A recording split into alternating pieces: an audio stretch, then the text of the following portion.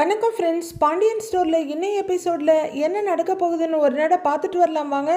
மீனாவோட அப்பா ரவி அனுப்பின மிஸ்டர் ராஜேந்திரனோட ஒர்க்கை செந்திலும் அவரோட ஹையர் அஃபீஷியலும் சேர்ந்து முடிச்சு கொடுத்துற அவர் சந்தோஷமா ஃபைலை வாங்கிக்கிட்டு, சார் இந்தாங்க சார் உங்களுக்கு சேர வேண்டிய பணம்னு ஒரு கட்டை எடுத்து வைக்கிறாரு. அதை பாக்குற செந்தில் அப்படியே அதிர்ந்து போறாரு. கட்டு அவ்வளோ பெருசா இருக்கு. அவரு பயமா அதிர்ச்சியமா பார்த்துட்டு இருக்க இன்னொரு கட்டை எடுத்து வைக்கிறாரு ராஜேந்திரன். செந்திலுக்கு நாக்கு தொண்டையெல்லாம் உணர்ந்து போயிடுது, பேச்சே வரல. உடனே பயந்து தடுமாறி யோ யோ என்னதியா இதெல்லாம் அப்படின்னு பியூனை கேட்க அவரும் பதறி போய், சார் என்னங்க சார் இது, பப்ளிக்கா அப்படி பணத்தை எடுத்து வைக்கிறீங்க, முதல்ல எடுத்து உள்ளர வைங்க சார், யாராவது பாத்திர போறாங்க அப்படின்னு படபடக்க அவரும் அவசர அவசரமா எடுத்து உள்ளர வைக்கிறாரு.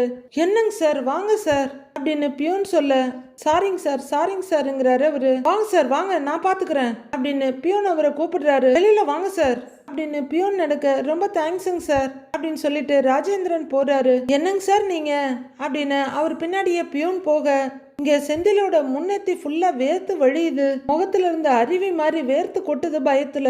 முகத்தை அவரு அழுந்து தொடச்சிட்டே இருக்காரு. அப்போ சாப்பிட போனவங்க எல்லாம் வர்றாங்க. அப்ப பியூன் கொண்டு போன ஃபைலோட அடிப்பக்கமா மறைச்சி எடுத்துட்டு வர பியூனை பார்க்க செந்திலுக்கு பகீர்னு இருக்கு. பெரிய வில்ல ரேஞ்சுக்கு என்ட்ரி கொடுத்துட்டு இருக்காரு அவரு. அவரோட ஒவ்வொரு ஸ்டெப்லயும் செந்திலோட இதயம் எகிரி அடிக்குது. செந்திலுக்கு கொஞ்சம் முன்னாடி வர்ற அட்டெண்டர் அப்படியே லைட்டா ஃபைல நகர்த்தி காமிக்க, பின்னாடி அந்த 2 கட்டு பணமும் இருக்கு. தம்ஸ் அப் காட்டுறாரு. ஜோ போயா நிக்காதியா அப்படிங்கிற மாதிரி செந்தில் லைட்டா பயமும் கடுப்புமா பார்க்க கண்ணாலேயே அங்க வாங்கன்னு ஜாட காட்டுறாரு. அவர் அங்கிருந்து போனதுக்கு அப்புறம் தான் செந்திலால மூச்சே விட முடியுது. அவரு பதட்டத்தோட மூச்சு விட்டுக்கிட்டு சுத்தி முத்தி பார்த்துட்டு இருக்க உள்ளர போற அட்டெண்டர் மறுபடியும் ஃபைலோடைய வெளியே வர்றாரு. இப்பவும் அந்த ஃபைல் பக்கத்துல பணம் இருந்துகிட்டு தான் இருக்கு.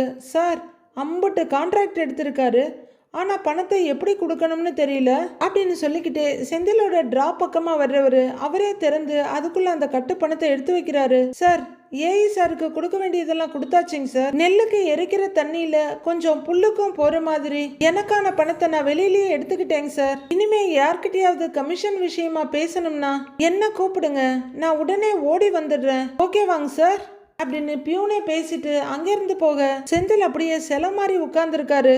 பியூன் அந்த பக்கம் போனதும் செந்திலால மூச்சே விட முடியல, நெஞ்செல்லாம் பாரமா வலிக்குது. அப்படியே திணறிக்கிட்டே திருட்டுத்தனமா சுத்தி பார்வையை ஓட்டுறவரு மெதுவா டிராவை இழுத்து பார்க்க அதுல அந்த கட்டு தெரியுது. ஒரு லைட்டான பெருமூச்சு வருது. மனுஷனுக்கு நீதி நேர்மை நியாயம் இதுதான் முக்கியம். எந்த கஷ்டமான சூழ்நிலை வந்தாலும் இதை மட்டும் விட்டு கொடுத்துருவே கூடாது. அப்படி விட்டு கொடுக்கறவன் மனுஷனே கிடையாது அப்படின்னு செந்திலோட மனசுக்குள்ள பாண்டியன் வந்து சொல்லிக்கிட்டு இருக்காரு. செந்தில் ரொம்ப டிஸ்கம்ஃபர்ட்டா ஃபீல் பண்றாரு. கண்ணெல்லாம் படபடக்குது, நெஞ்செல்லாம் பாரமா இருக்கு, மூச்செல்லாம் பயங்கர சூடா வருது. அதே படபடப்போட மெதுவா வாட்டர் கேன் எடுக்கிறாரு. ஏற்கனவே செய்யறது அறுகுற வேலை, இப்ப அதுவும் ஓடல. அப்போ பியூன் பக்கத்து டேபிள்ல வந்து எதையும் எடுத்துட்டு இருக்க அண்ணன்னு கூப்பிட சாருங்கிறாரு அவரு. கொஞ்சம் இங்க வாங்க அப்படின்னு செந்தில் கூப்பிட அந்த ஃபைல் எடுத்துக்கிட்டு, சொல்லுங்க சார் அப்படின்னு அவரு சாதாரணமா வந்து நிக்கிறாரு. செந்தில் ரொம்ப பயமும் தயக்கமுமா கொஞ்ச நேரம் உட்கார்ந்து இருக்கவரு சுத்தி பார்த்துட்டு, அண்ணே இப்படி பணம் வாங்குறதெல்லாம் தப்பு இல்லையான்னு கேக்குறாரு. அவரும் சுத்தி வர ஒரு பார்வை பார்த்துட்டு, என்னங்க சார் இப்படி கேக்குறீங்க, நீங்க வாங்கலன்னா வேற ஒருத்தர் வாங்க தான் போறாங்க, அவருக்கு தேவையானது நடக்க தான் போகுது, அப்புறம் என்னங்க சார் அப்படின்னு அவரு சொல்ல, இல்லனே ஒரு மாதிரி இருக்குன்னேங்கிறாரு செந்தில். அவருக்கு குரலே உடைஞ்சு மாறி போயிடுது. இதை பார்த்துட்டு அவரு மறுபடியும் இந்த பக்கம் அந்த பக்கம் பார்த்துட்டு, உங்களுக்கு இது முதல் தடவை இல்ல, அப்படிதான் இருக்கும், போக போக உங்களுக்கே பழகிடும் பாத்துக்கங்க அப்படிங்கிறாரு பியூன். ஆனா மாட்டிக்கிட்ட அவ்வளவுதான் இல்ல அப்படின்னு செந்தில் கேட்க, அதெல்லாம் மாட்ட மாட்டீங்க சார், பயப்படாம இருங்க அப்படின்னு தைரியம் சொல்லிட்டு அங்கிருந்து போறாரு பியூன். மறுபடியும் செந்திலோட மனசுக்குள்ள பாண்டியன் வந்துடுறாரு. நேர்மை இல்லாத பணத்துல வாங்கின பஞ்சு மெத்தையை விட நேர்மையா ரோட்லயே கிடக்கலாம். பாண்டியன் அப்படிதான் வாழ்ந்தான், பாண்டியன் பசங்களையும் அப்படிதான் வளர்த்துருக்கான் அப்படின்னு பாண்டியன் செந்தில் மனசுக்குள்ள சொல்லிட்டு போக செந்தில் மறுபடியும் கலங்கி போய் மூச்சுட முடியாம திணறாரு. மிஸ்டர் சகுனி, அதாங்க மீனாவோட அப்பா கால் பண்றாரு மருமகனுக்கு. அந்த சத்தமே செந்தில தூக்கி வாரி போட்ட மாதிரி இருக்கு. மெதுவா மொபைல் எடுத்து பாக்குறாரு. டிஸ்பிளேவை பார்த்துட்டு அவருக்கு என்ன சொல்றது என்ன நினைக்கிறோன்னே தெரியல. கால் அட்டன் பண்ணி சொல்லுங்க மாமான்றாரு. இப்பதான் ராஜேந்திரன் போன் பண்ணாரு. மாப்பிள்ள சுறுசுறுப்பா வேலையை முடிச்சு கொடுத்துட்டீங்க போல. பரவாயில்ல மாப்பிள்ள, நான் நினைச்சதை விட கொஞ்சம் வேகமா தான் வேலை செய்யறீங்க அப்படின்னு பாராட்டுறாரு மீனாவோட அப்பா. மாமா கத்தையா பணத்தை எடுத்து டேபிள்ல வச்சுட்டாரு மாமா, எனக்கு அப்படியே உடம்பெல்லாம் வெடவெடுத்து போச்சு, ஒரு மாதிரி ஆயிடுச்சுங்கிறாரு செந்தில். மாப்பிள்ள பணம் கொடுப்பாருன்னு தானே அவர் கேட்கறதெல்லாம் செய்ய சொல்லி சொன்னேன். இப்படிலாம் சம்பாதிச்சா தானே வீடு சொத்து பத்து காருன்னு வாங்க முடியும் அப்படின்னு அவரு சொல்ல எனக்கு ஒரு மாதிரி ஆயிடுச்சு மாமாங்கிறாரு செந்தில். ஒரு சிரிப்பு சிரிக்கிறவரு, அட என்ன மாப்பிள்ள இந்த காலத்துல நீங்க இப்படி இருக்கீங்க, கண்டதையும் கடிதையும் யோசிக்காம சம்பாதிக்கிற வழியை பாருங்க, சந்தோஷமா இருங்க அப்படிங்கிறவரு செந்தில்கிட்ட இருந்து எந்த பதிலும் வரலன்னதும் ஒரு சிரிப்பு சிரிச்சுட்டு சரி மாப்பிள்ள வைக்கிறேன் அப்படின்னு சொல்ல திருவாயை திறந்து சரிங்க மாமாங்கிறாரு செந்தில். மாமனார் போனை கட் பண்ணிட இன்னும் மருமகன் செல்ல பார்த்துக்கிட்டே உட்கார்ந்துருக்காரு. நைட் ஆகுது. ஆபீசர் செந்தில் வீட்டுக்கு வர டோர்பெல் அடிக்கிறாரு. மீனா வேகமா வந்து கதவு திறந்துட்டு செந்திலை பார்த்து சின்னதா ஒரு ஸ்மைல் பண்ணி வாங்கன்றாங்க. அவரு ரொம்பவே சோர்வா ஒரு மாதிரி நார்மலா இல்லாம உள்ளர் வர பேக்குக்காக கையை நீட்டுறாங்க மீனா. அவர் அதை சோஃபா சேர்ல வச்சுட்டு வேலை அதிகமா ஒரு மாதிரியா இருக்கீங்கன்னு மீனா கேட்க ஆமா ஆமா இல்ல ஆமாங்கிறாரு. வேலை அதிகமானு தானே கேட்டேன், அதுக்கு ஏன் திருட்டு வேலை பண்ணிட்டு வந்தா மாதிரி ஆமா இல்ல ஆமா அப்படின்னு பேசிட்டு இருக்கீங்க அப்படின்னு மீனா கேட்க செந்திலுக்கு தூக்கி வாரி போடுது. நான் என்ன திருட்டு வேலை பண்ண போறேன், அதெல்லாம் ஒண்ணும் இல்லையேங்கிறாரு செந்தில்.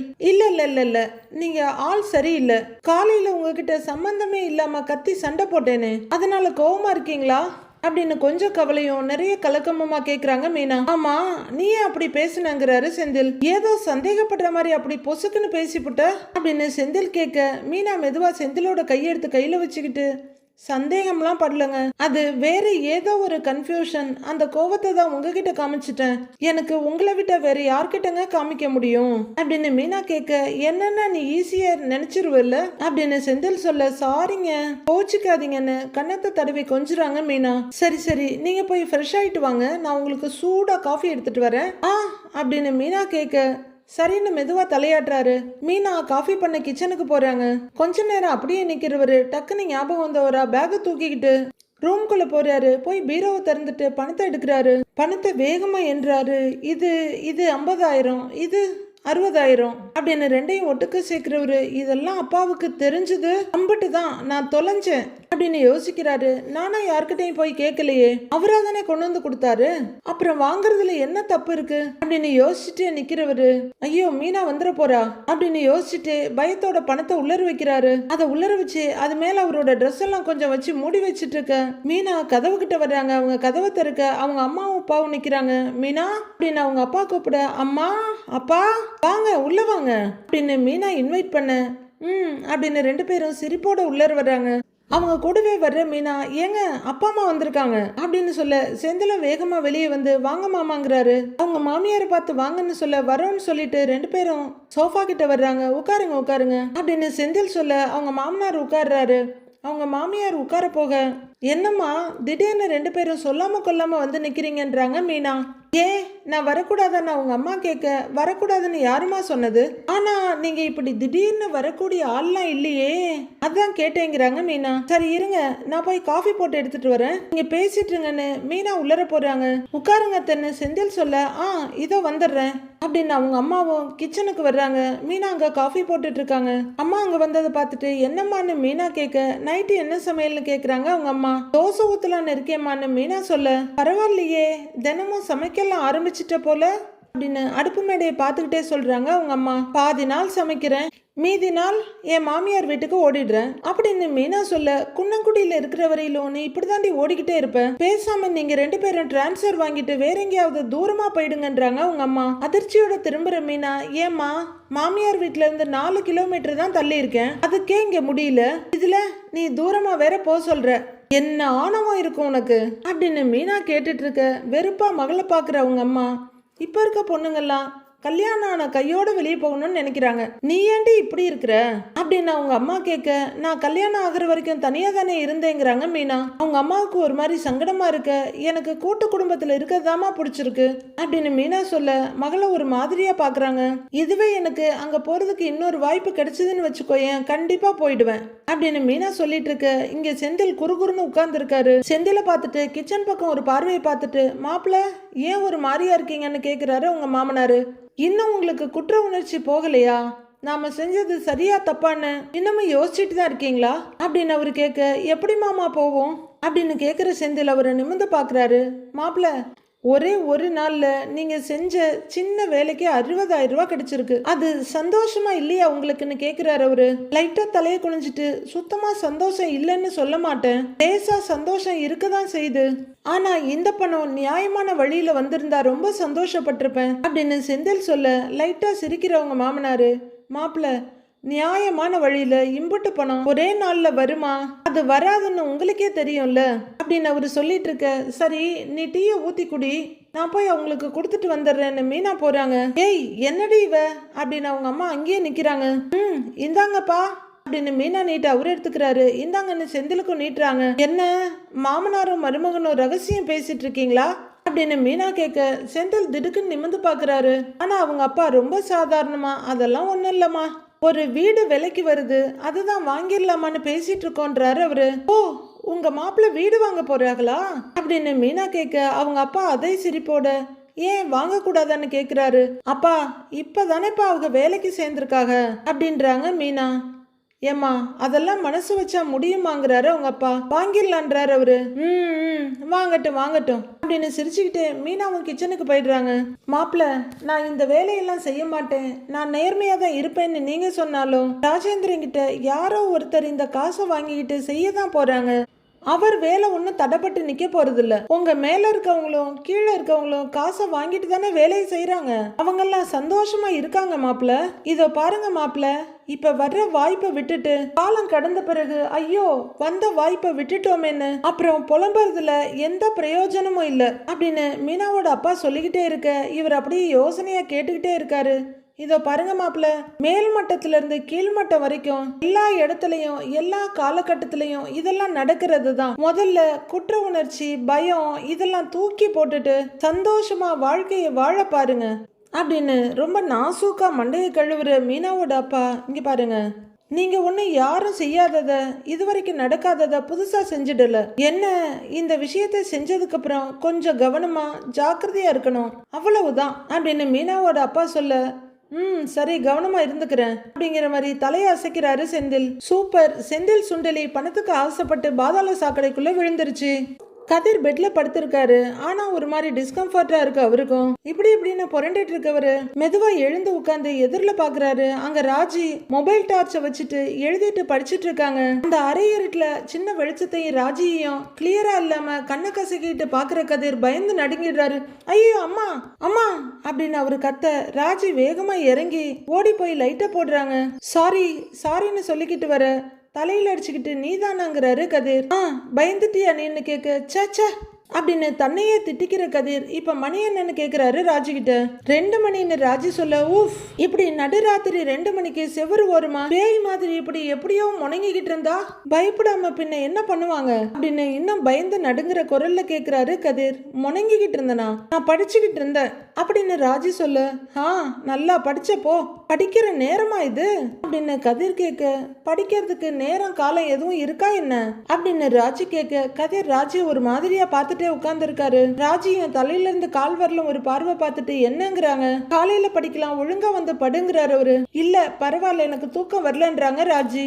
இன்னும் கொஞ்சம் நேரம் படிச்சுட்டு அப்புறம் வந்து தூங்குறேன்னு அவங்க சொல்ல, அப்புறம் எப்படி காலையில 5 மணிக்கு எழுந்திருப்பீங்க அப்படின்னு கதிர் கேட்க, அதெல்லாம் என்னால முடியுமே அப்படின்னு கான்பிடென்டா பாக்குற ராஜி, மனசு இருந்தா மார்க்கம் உண்டு அப்படின்னு சொல்ல, என்ன மனசோ என்ன மார்க்கமோ, படிக்கிறதுன்னு முடிவு பண்ணிட்டல, சரி ஓகே அது நல்ல விஷயம்தான், லைட் எல்லாம் போட்டு பிரைட்டா படிக்கலாம் இல்லன்றாரு கதிர். ராஜியும் ஒரு தடவை லைட்டை பார்த்துட்டு, இல்ல என்னால உன் தூக்கம் ஏன் கலையணும்னு தான் அப்படின்னு ராஜி சொல்ல, இப்பவும் உன்னாலதான் என் தூக்கம் கெட்டுச்சுங்கிறாரு கதிர். சரி சாரி நான் வெளியே போய் உட்கார்ந்து படிச்சுக்கிறேன்னு ராஜி எழுந்திருக்க போக, ஏய் இரு எதுக்குன்றாரு அவரு.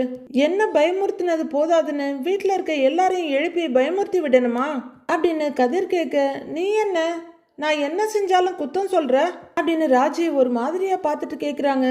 படிக்கணுங்கிற ஆர்வத்தை நான் பாராட்டுறேன், அதுக்காக இப்படி ராத்திரி முழுக்கெல்லாம் படிக்கணும்னு எந்த அவசியமும் இல்ல, வா வந்து படுன்னு கதிர் கூப்பிட, இல்ல நான் படிக்கணும் அப்படின்னு பில்டப் கொடுக்குறாங்க ராஜி. ஏய் ஆர்வ கோளாறு, வா வந்து படு சொல்றேன் இல்ல, வா வந்து படுத்து தூங்குன்றாரு கதிர். ராஜியை மெல்ல தவழ்ந்து போய் செவ்வறு ஓரமா படுத்துக்கிட்டு போர்வையை போத்திக்க, படு நான் போய் லைட் ஆஃப் பண்ணிட்டு வரேன் அப்படின்னு எழுந்து போறாரு கதிர். லைட்டை ஆஃப் பண்ணிட்டு வந்து கதிர் படுக்க, ராஜிக்கு தூக்கமே வரல, கடுப்புல முனைகிட்டு இருக்காங்க. உட்கார்ந்து படிச்சாலும் கோவம் வருது, படிக்கலனாலும் இவனுக்கு கோவம் வருது, படிக்க கஷ்டமா இருக்குன்னு சொன்னாலும் கோவம் வருது, என்ன பண்றது அப்படின்னு ராஜி தனக்குத்தானே புலம்பிட்டு இருக்க. என்ன மறுபடியும் முனகிறேன்னு கேக்குறாரு கதிர். அது உனக்கு ஏதாவது தேவைன்னா நீ தான் கஷ்டப்படணும்னு சொன்னல அப்படின்னு ராஜி கேட்க. நான் தான் சொன்னேன் அப்படின்னு கதிர் சொல்ல. இப்போ ஒரு எஃபர்ட் போடும்போது அதை செய்ய வேணான்னு சொல்லி தூங்க சொல்றது யாரு அப்படின்னு ராஜி கேட்க. ஷபா ஐயோ அப்படிங்கிறாரு அவரு. உடனே ராஜியும் சலிச்சுக்கிட்டு, சப்பா உன் கூட வாழ்றதெல்லாம் ரொம்ப கஷ்டம்ன்றாங்க, இனிமே நான் மட்டும் படிக்கல அது இதுன்னு சொல்லி பாரு, அப்புறம் இருக்கு உனக்கு அப்படின்னு ராஜி மிரட்டலா சொல்ல. அப்பா சாமி அப்படின்னு எழுந்து போற கதிர் லைட்டை போட்டுட்டு வந்து எழுந்துருன்னு கையை நீட்டுறாரு. எதுக்குன்னு ராஜி கேக்குறாங்க. அட எந்திரிச்சு வா வா ராஜி அப்படின்னு கட்டில்ல ஒரு காலை முட்டி போட்டு ராஜியை தூக்குறாரு. எதுக்குன்னு சொல்லுன்னு ராஜி கேட்க. வா வாங்குறாரு அவரு இழுக்க. இரு நானே வர்றேன் அப்படின்னு கையெடுத்துக்கிற ராஜி இறங்கி வந்து என்ன இப்போன்னு கேக்குறாங்க. வா அப்படின்னு கூட்டிட்டு போற கதிர் பழைய இடத்துலயே ராஜியை உட்கார வச்சு உட்காருங்கிறாரு. இரு வரேன்னு சொல்லி இந்த பக்கம் சேர்ல இருக்க புக்ஸ் எல்லாம் எடுத்து கொடுத்து இந்தாங்க மேடம் இந்தாங்கன்னு நீட்ட ராஜி வாங்குறாங்க. உன்னை சொல்லிட்டா அதையே நாள் கணக்குல புடிச்சு வச்சுட்டு பேச வேண்டியது. நீ படிமா, நல்லா படி, விடியற வரைக்கும் படி, ஏன் தேவைப்பட்டா விடிஞ்சதுக்கு அப்புறமும் படி. நாள் கணக்கா மாசக்கணக்கா இதே இடத்துல அசையாம படி, என்னால யார் கனவும் கலைய வேண்டாம் அப்படின்னு நீளமா வசனம் பேசி கழிச்சு போன கதிர் எப்பா அப்படின்னு வந்து கட்டில்ல உட்கார்றாரு. ராஜி எழுந்திருக்க போக ஏய் எங்க போறேன்னு கேக்குறாரு. லைட் ஆஃப் பண்றதுக்கு மொபைல் லைட் வச்சு படிச்சுக்கிறேங்கிறாங்க ராஜி. டெக்னாலஜி இம்ப்ரூவ்மெண்ட், தெருவிளக்குல படிச்சது போய் இப்போ மொபைல் விளக்கு ஆயிடுச்சு. கஷ்டப்பட்டு மொபைல் லைட்ல படிச்சு நீங்க ஒண்ணு தியாகியெல்லாம் ஆக வேண்டாம், தியாகி நீங்க டியூப்லைட் வெளிச்சத்திலேயே படிங்க அப்படின்னு கதிர் சொல்ல. உனக்கு தொந்தரவா இருக்காதான்னு கேக்குறாங்க ராஜி. எனக்கெல்லாம் ஒரு தொந்தரவும் கிடையாது, நல்லா படிங்க மேடம், வெளிச்சம் பத்தலன்னா சொல்லுங்க, இன்னும் 4 பெட்ரோமாக்ஸ் லைட்டை வாங்கி அங்கங்க தொங்க விடுறேன் அப்படின்னு ஏகத்துக்கும் கிண்டல் பண்ணி தள்ளிட்டு இருக்காரு கதிர். ஷோ இவங்கிட்ட என்னன்னு தான் பேசுறதுன்னு தெரியல என்ன ராஜி பெருமூச்சு விட. நல்லா படிங்கம்மா, IPS ஆகுங்க, ஆனா என்ன மட்டும் விட்டுருங்க அப்படின்னு படுத்து போர்வை இழுத்து போத்திக்கிறாரு கதிர். ராஜி படிக்கிறதுக்காக குனிய டேபிள்ல உட்காந்து கூட படிக்கலாம் அப்படின்னு அவரு போர்வைக்குள்ள இருந்துகிட்டே குரல் கொடுக்க. எல்லாம் எங்களுக்கு தெரியும் அப்படின்றாங்க ராஜி.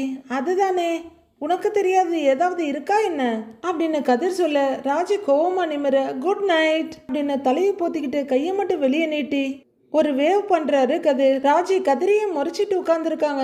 நாளைய ப்ரோமோவில் கோமதி கோவில்ல வந்து நிக்கிறாங்க. ஐயே இன்னும் ஒரு நிமிஷம் நான் இங்க நின்னேன்னு வைய கோவில்னு கூட பார்க்க மாட்டேன், உங்ககிட்ட கத்திடு வேண்டி அப்படின்னு மயில பார்த்து கத்துறாங்க கோமதி. கொஞ்ச தூரத்துல நின்று பாக்கியமும் இதை பார்த்துட்டு இருக்காங்க. பாக்கியத்துக்கு டென்ஷன் ஆகுது. அவங்க அங்கிருந்து விறுவிறுன்னு இவங்க நிக்கிற இடத்துக்கு வர நான் கிளம்புறேன் அப்படின்னு எரிச்சலோட குனிஞ்சி பூக்கூட எடுக்கிறாங்க கோமதி. அத்த ஒரு நிமிஷம் இருங்க அத்த, ஒரு முக்கியமான விஷயம் சொல்லணும், அதை மட்டும் கேட்டுட்டு போங்கன்னு மீனா சொல்லிட்டு இருக்க. ஏய் இங்க பாருடி, எந்த விஷயமும் எனக்கு வேண்டாம், இவளை பார்த்தாலே எனக்கு அப்படின்னு பயங்கர கோவத்தோட கோமதி திரும்ப. நில்லுங்க அப்படின்னு பாக்கியம் சத்தம் கேட்க திரும்பி பாக்குறாங்க கோமதி. இவளை பார்த்தாலே என்ன பண்ணுது உங்களுக்கு அப்படின்னு பாக்கியம் 2 கையும் இடுப்புல வச்சுட்டு கேட்க. கோமதி இவங்களை கொஞ்சம் கூட எதிர்பார்க்கல. அப்பட்டமா அவங்க கோவமும் பயமுமா நிக்க. ஐயோ இவங்க எதுக்கு இங்க வந்தாங்க, எத்தனை சொன்னாலும் அடங்கவே மாட்டாங்க போல இருக்கே அப்படின்னு பயத்தோட மீனா பார்க்க. அம்மா உன்னை யாருமா இங்க வர சொன்னது, நீ எதுக்குமா வந்த, என்னமா பேசிட்டு இருக்கிற அப்படின்னு மயிலும் முறைச்சிட்டு இருக்காங்க. ஆனா பாக்கியம் தென்னாவட்ட நின்னுட்டு இருக்கா. ஐயோ என்ன நடக்க போகுதோ தெரியலையே அப்படின்னு மீனா பயத்தோட கோமதியை பாக்குறாங்க. கோமதி மீனாவையும் பாக்கியத்தையும் மாறி மாறி முறைச்சிட்டு இருக்காங்க. அடுத்து என்ன நடக்க போகுதுன்னு வர எபிசோட்ல பார்க்கலாம் ஃப்ரெண்ட்ஸ்.